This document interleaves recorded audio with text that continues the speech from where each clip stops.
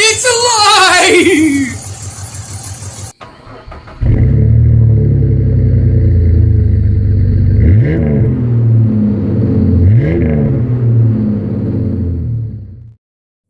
Hey, how you doing? Welcome back to Big Frog's 4x4.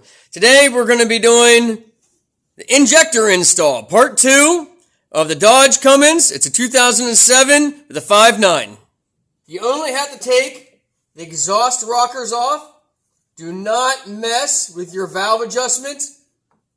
If you mess with this valve adjustment on the rocker, you're going to have to reset all your valve adjustments. So don't mess with any of that. And only do one at a time. If you have to pull all these off at the same time, make sure you lay them out on cardboard and label exactly where each one went off, and make sure that everyone goes back in the exact same location. It's very important. Make sure every single one ends up exactly where you took it off. So these are 10 millimeter.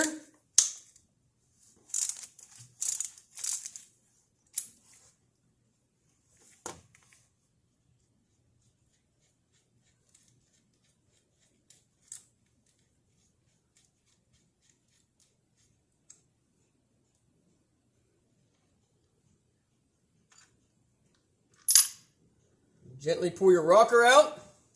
Now there's oil laying in there. So I'm just going to kind of sit that down in there.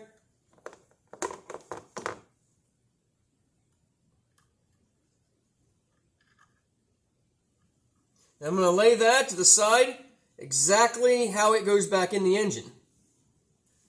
Now your injector is held in with two 8 millimeter bolts.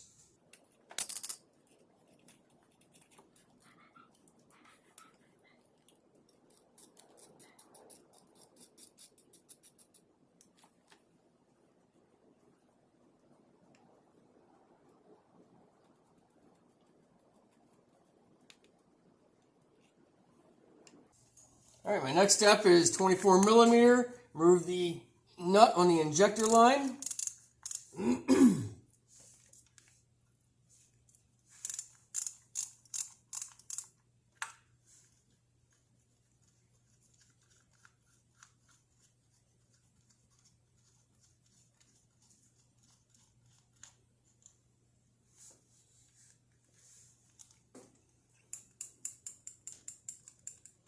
If you can't wiggle that and pull it out and to keep from messing up the threads, I went on Amazon, bought this kit. It's Cummins, I don't even know. It's made in China, but it's to thread onto your injector, and that way you can get something in there and pop it loose.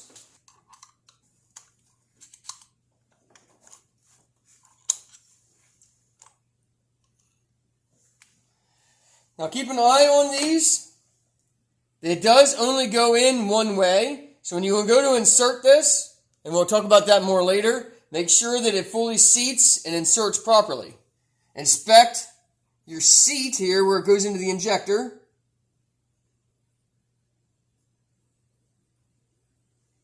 I don't feel any deformity. I don't feel anything that's wrong with it. I don't visually see anything. So we can reuse that. Now to remove the injector, should be able to just take a pry bar. I put a piece of rubber hose on mine to keep from messing up the aluminum here. Just kind of get underneath the edge here and kind of just, there's like a lip right on the bottom of this. You can kind of just pop it with your pry bar.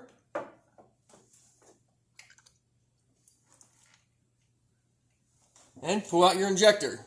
Now, you're probably going to have some oil run down in your cylinder, so I'm going to have to look down in there and see how much. You don't want a lot of oil laying in there, obviously, because that can cause issues.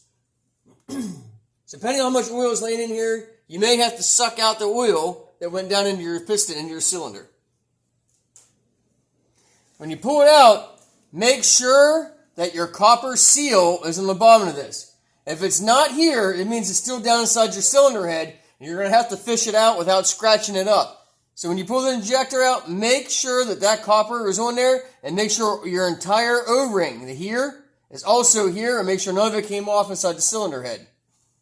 So I look down in there, and I don't see, like there's a lot of fuel down in there. I can still see the dry, I can still see the dry part of the piston down in there.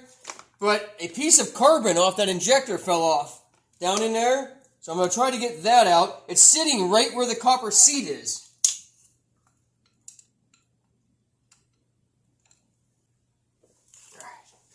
I got it out. Let's see if I can focus on it. You see it?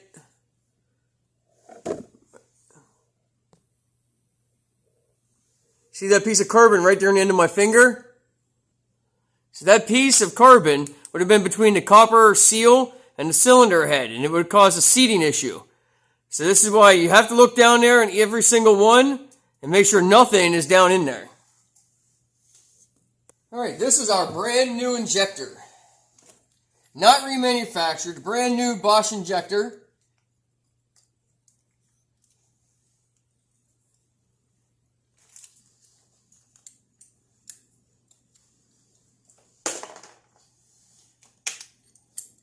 When I install this, I'm going to be putting white lithium grease on the O-ring. That way it pops down into place. I'm going to leave the cap on so I can use that to kind of push without messing up the terminals on top. And you have to make sure that you have your injector tube hole facing the same side as your injector tube. You do not want to be putting it in backwards. Make sure you put it in facing the correct direction. So again, I'm going to be putting some white lithium grease on the seal. Some people I've seen use petroleum jelly. I don't recommend petroleum jelly.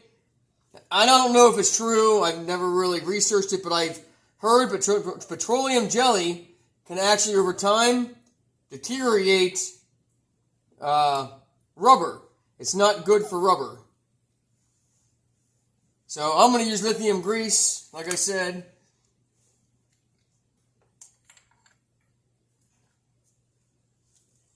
And just press down until you feel it seat.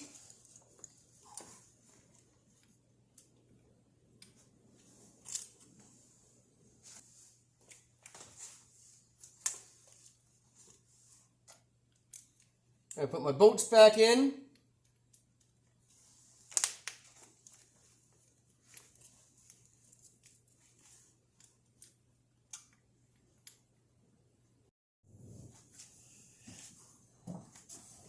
Once you have your injector out, and I forgot to say that when I was working on this first one, you want to make sure that you take a blowgun and a rag, stick it down in as far as you can get it into the cylinder, cover it with a rag and blow air in there and try to blow the fuel and stuff that's in there out. Or if you can get yourself a small hose and a line and stick it down in there and vacuum and suck it out, that's another option. And I put these in by hand first before I start to torque them down. That's your injector bolts. Also, before I forget to mention it, underneath each of these rockers, make sure you put oil where the rocker sits. So right in here where the rocker rides, make sure you oil that.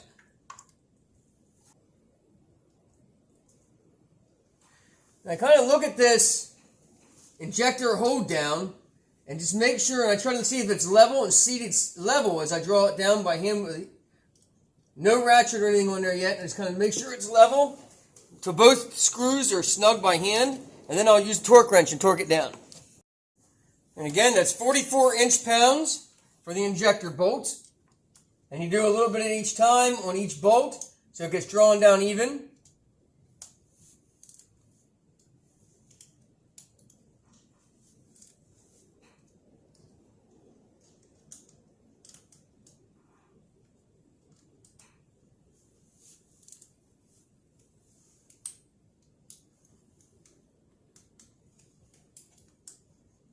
Be careful, 44 inch-pounds is very little on a click-style torque wrench.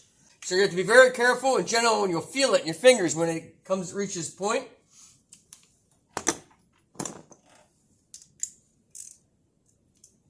Then you want to loosen them up.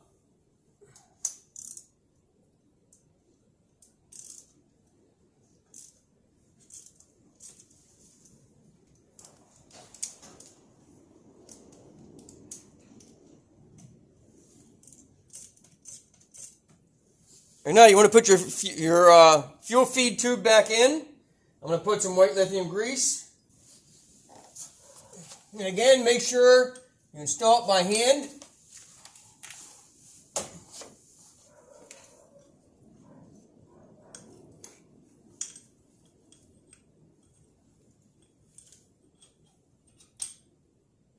Rotate it until you feel that it snaps into place.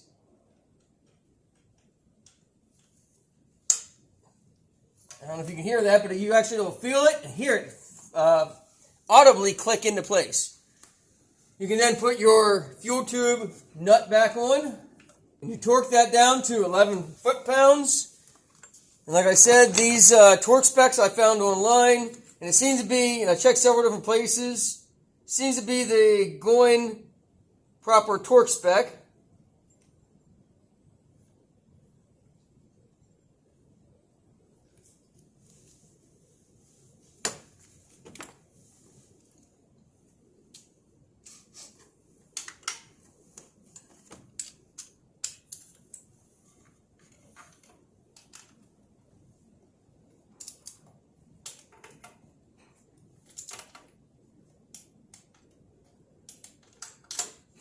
Okay. I'm going to change that to the 37. Now the injector, hold down, goes to 89 inch-pounds. And again, you work it evenly on both sides.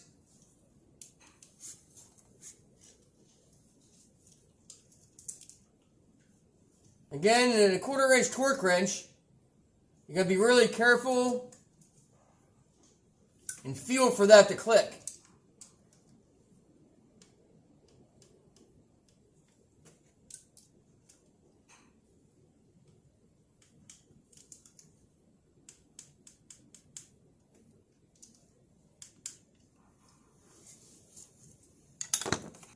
Where the rocker sits, make sure that your lifter is sitting properly.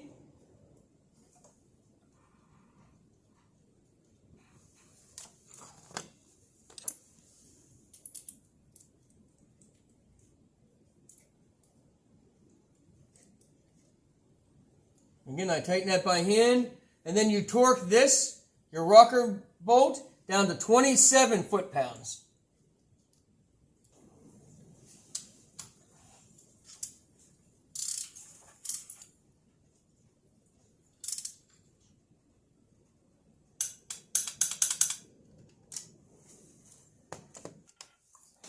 So the rest of the injectors are pretty much the same all the way back.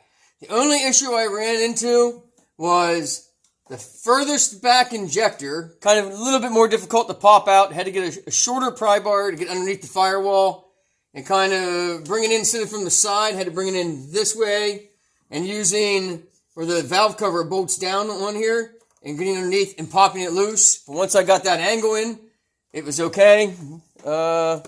Use a pry bar about this long. And I stuck it underneath the edge back there and popped it out. And on the fuel tube, fuel feeder tube coming in the side, the 24 millimeter with a 1/2 inch drive, you can't get in, like with the angle, hits the one plate that's the back of the engine there, and you can't get the torque wrench on there. Because with the 1/2 inch, let's see if I can find it here.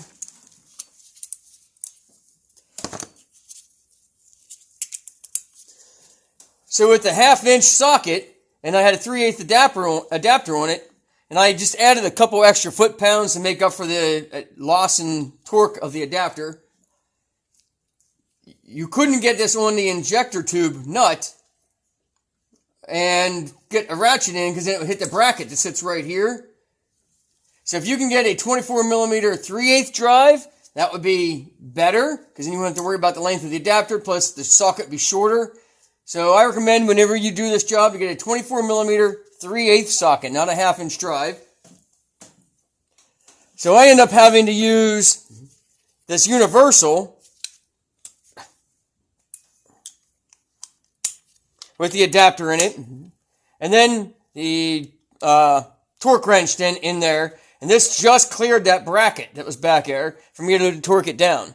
And like I said, there again, because I'm losing a little bit of torque through the extensions and wobble, I increased it. The torque tube, the injector tube torques down to 27 foot-pounds. So I increased it to 31 foot-pounds. That's also within that plus or minus 3% loss in a torque wrench anyways. So I just increased it a little bit. And there again, it's just for the injector nut. I didn't have to do anything else special with the rest of it. So now we're at the point where we're going to be putting the new injector harness, valve cover gasket in.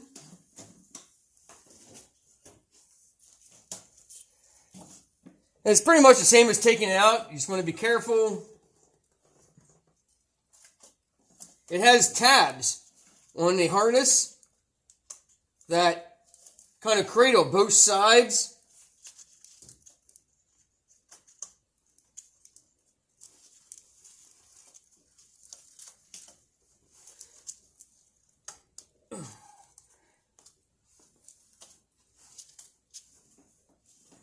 And basically just work that flush all the way back and make sure it's fully seated down. Once you have that fully seated on top there, you want to come through. This new harness, valve cover gasket harness, it all came with all the wires kind of tucked in the groove where they would go in the injector. But I'm still looking at my sheet to tell me which one goes where. All the colors on this aftermarket harness match what was on the factory harness. I already checked all that. So basically, I'm just going to go through and with my hand, screw all these down, and then we'll come back through and I'll torque all the nuts down. All right, the only spec I could find for these nuts is 11 inch-pounds. I don't have a torque wrench that goes to 11 inch-pounds. Nothing goes that low. The lowest I have is a 20 inch-pounds. So I'm going to go through and just have to go by feel and hope that's good. So I'm basically going to use the 3/8 ratchet. I'm going to choke way up on it.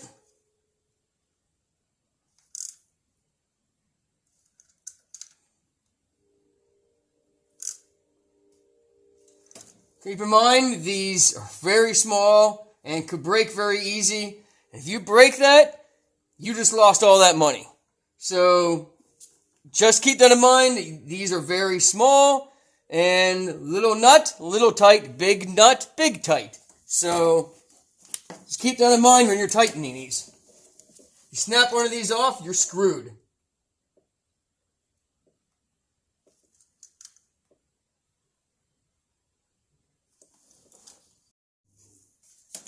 Now I'm going to put my cover back on. Got to be careful not to snag your wire harness with the bolts.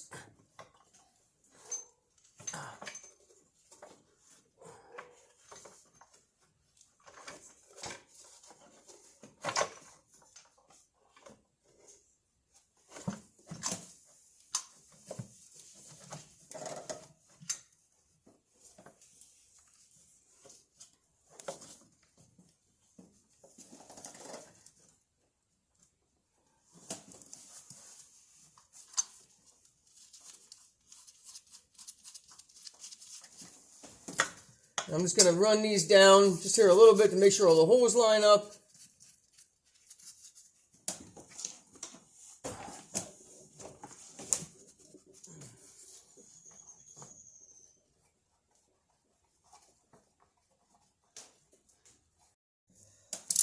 Now the torque specs I can find online. Remember, all these torque specs are ones I found on the internet. They were not from Dodge or Cummins or any other, I'd call it, reputable site. These are from different forums, YouTube videos.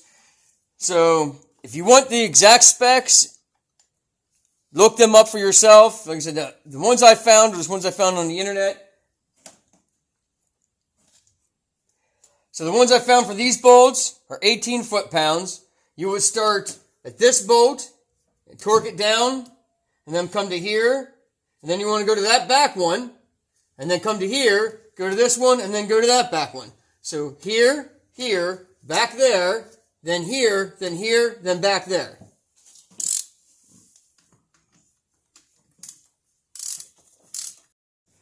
Alright, once you have that torqued down, I'm going to reinstall this plate back there that goes at the back of the engine here.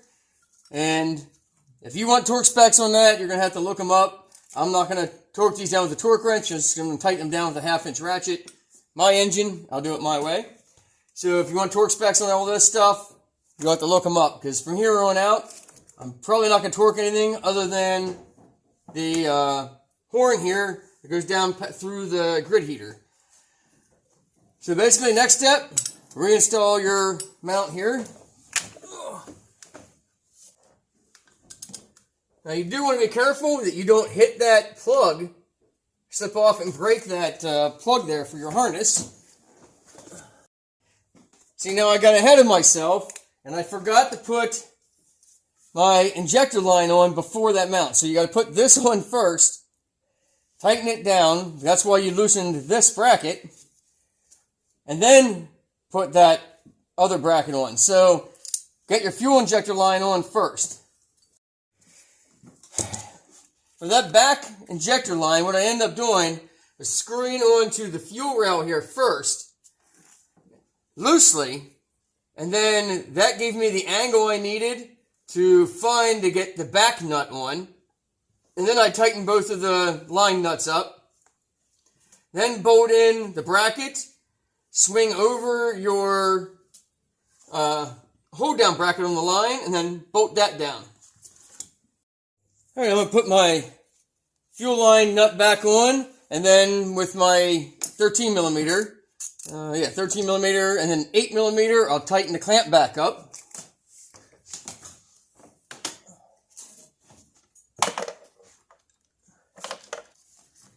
Keep in mind, that's just still a little very small bolt, so you don't have to tighten that down extremely tight, just snug it up.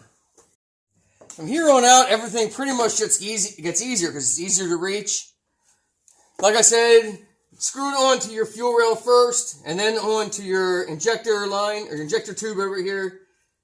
Loosely, put your hold down bracket nut in, and then tighten your lines.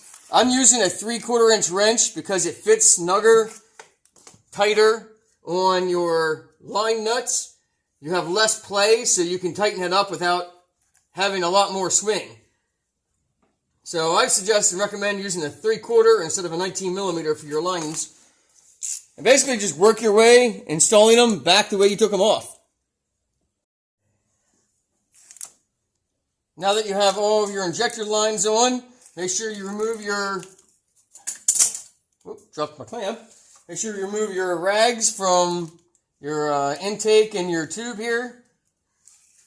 Plug in your sensors. For my harnesses that had the seals that somehow someone messed up, they smashed, I covered them in some lithium grease. If you have dielectric grease, you could use that. And that's just to help seal that up, to keep moisture and water and anything out of there. Plus, it'll help the plug slide in without obviously catching and smashing it like someone else did. Alright, put a little lithium grease on your vent tubes here so they slide on easier.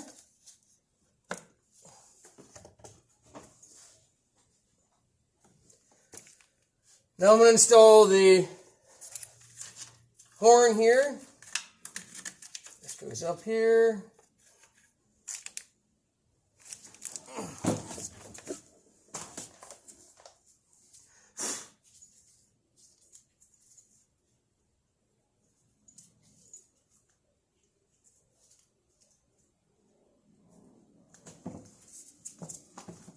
Inspect the seal and gasket on your grid heater and make sure that none of this is cracked. A piece of it may have peeled off and got stuck here or stuck to the horn. This one got bent a little bit, but it's not broke. You don't want any vacuum leaks. You don't want any air being sucked in here or pushed out from your intake from your turbo.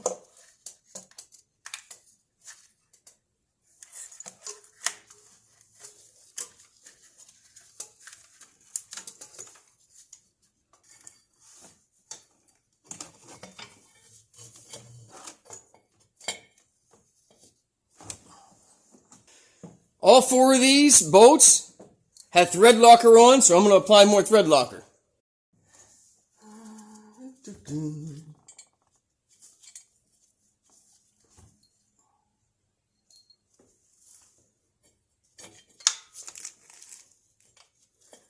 Just kind of feel around, get your first one started. Remember, always start your threads by hand. Now, I looked for a while and tried to find the torque spec for these bolts, and the best I could find was 111 inch-pounds. So, I don't know if that's right. Please let me know in the comments down below. 10 millimeter and torque down to about 111 inch-pounds. I'm going to do it in a cross pattern.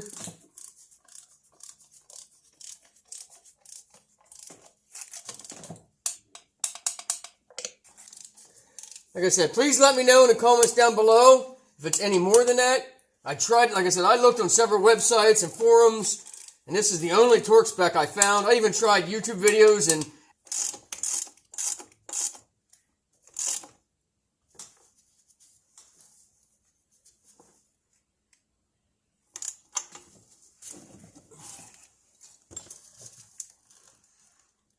bend that tube just a little bit.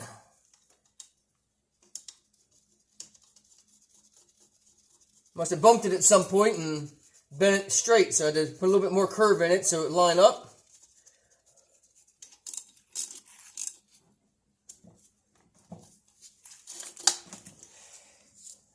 Put your grit heater wires back on, snug up those wires, then look over everything before you go to fire the engine and check it out to make sure you didn't miss anything.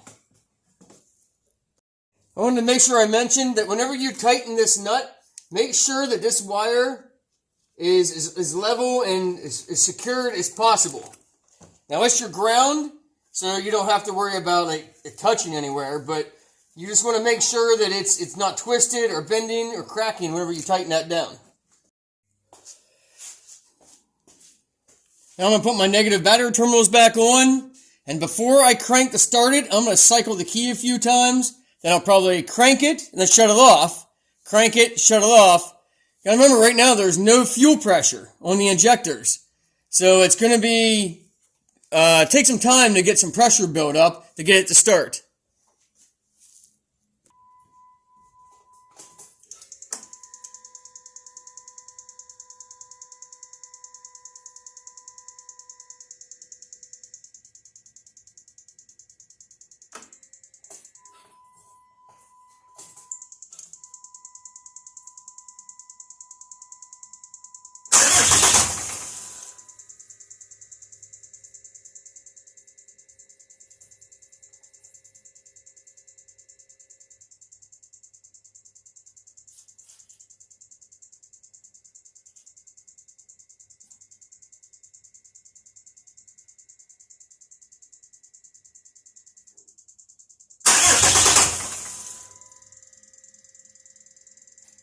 What I'm doing is I'm listening to the fuel pump in the tank. Building pressure, shutting off.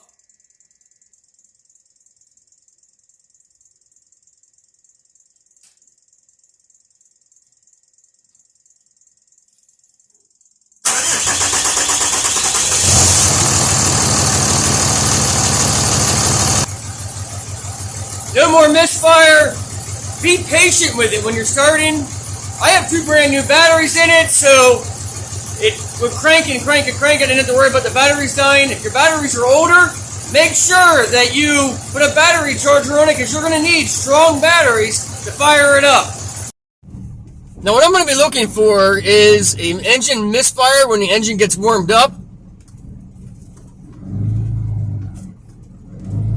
Once the engine got hot, it would start misfiring. And then when you shut it off, it wouldn't restart. You'd have to spray a little ether in it to get it to fire up. So I'm going to get the engine nice and hot, and then I'll get back to the house, I'll shut it off, and see if it restarts.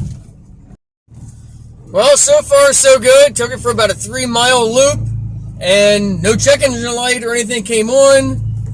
low fuel light came on, but that's because I'm out of fuel. We'll get up to the house here and we'll shut it off and see if it restarts. Alright, the moment of truth. Let's shut it off and see if it restarts.